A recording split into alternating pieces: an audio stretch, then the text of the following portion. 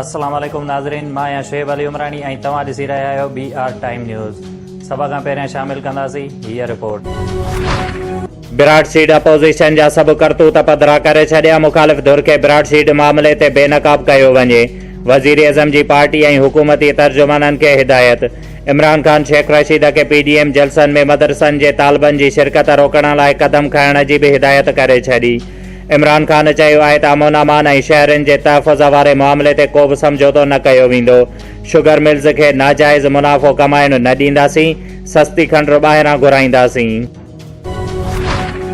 इमरान ख़ान खे त वञणो ई वञणो आहे, हाणे फ़ैसिलो करणो आहे त मुल्क खे केरु हलाईंदो, अवाम या ताक़तवर इदारा। बलोचिस्तान जे लोरालाईअ में PDM सरबराह जो जलसे खे ख़िताब। मौलाना फज़ल रहमान चयो आहे त अवाम जाली हुक्मराननि खे रद्द करे छॾियो आहे। PDM अंदर को बि जहिड़ो न आहे, सभु मुतहद आहिनि। नेब पारां सेनेट जे डिप्टी चेयरमैन सलीम मांडवेवाला ख़िलाफ़ रेफरेंस दाख़िल। ज़रियनि जो चवणु आहे त सलीम मांडवेवाला ते सरकारी प्लाट अब्दुल गनी मजीद खे विकिरो करण जो इल्ज़ाम आहे। प्लाटनि जी अलाटमेंट वारे रेफरेंस में सलीम मांडवेवाला खे जवाबदार नामज़द कयो वियो आहे। हिकु चूंडियल वज़ीर आज़म ख़िलाफ़ केस ठाहिण लाइ हिकु कंपनीअ खे 600 करोड़ ॾिना विया। विराट सीट मुद्दे फारग निज़ाम खे वाइखो करे हिकु आमिर ऐं इमरान ख़ान जे ख़िलाफ़ चार्ज शीट ॾिनी आहे।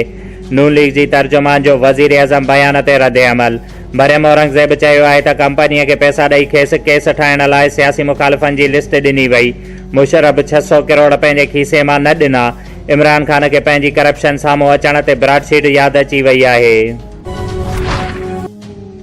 एहतसाब बाबति वज़ीर आज़म जे सलाहकार शहज़ाद अकबर चयो आहे त पीपुल्स पार्टी ऐं नून लीग में को बि फ़र्क़ु नाहे। ॿिन्ही फुरलुट कई। AATF जे मामले ते अपोज़िशन अवाम लाइ को बि रिलीफ न घुरियो। ही माण्हू रुगो पंहिंजो ज़ाती तहफ़ुज़ चाहिनि था। सिंध हाई कोर्ट पीर जो ॻोठ में ज़्यादतीअ बैदि क़त्ल कयल मासूम मोनिका वारे वाक़िए जो नोटिस वरितो। चीफ जस्टिस DIG सखर ऐं SSP खेरपुर खे 15 जनवरी ते रिपोर्ट समेत तलब करे वरितो। मासूम मोनिका खे 3 ॾींहं अॻु हवस जो निशानो बणाइण बैदि क़त्ल करे लाश केलनि जे बाग़ में उछलायो वियो हुयो। नौशर फेरोज़ जे इलाइक़े में शहीद सहाफ़ी अज़ीज़ मेमण जे क़त्ल खां पोइ हिकु भेरो ॿीहर सहाफ़ियुनि जी टीम ते तशद्दुद। मेहरापुर जे सहाफ़ियुनि ते फ़र्ज़ जी अदायगीअ जे दौरान बाअसर मुसल्ह माण्हुनि हमलो कयो। हमले में मुनवर हुसैन मुनवर ऐं नौमान मेमण ज़ख़्मी थी पिया।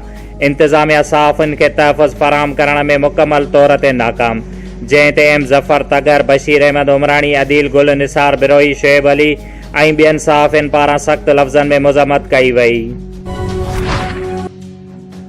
गुज़िरियल 3 ॾींहनि खां भिरिया रोड वासी आबिद अली गैस वारे जो 10 सालनि जो पुटु साइम अली लापता आहे, जंहिं ते उन्हीअ जा घर वारा सख़्त परेशान आहिनि। हिन महिल ताईं मासूम जो को बि पतो नाहे पइजी सघियो।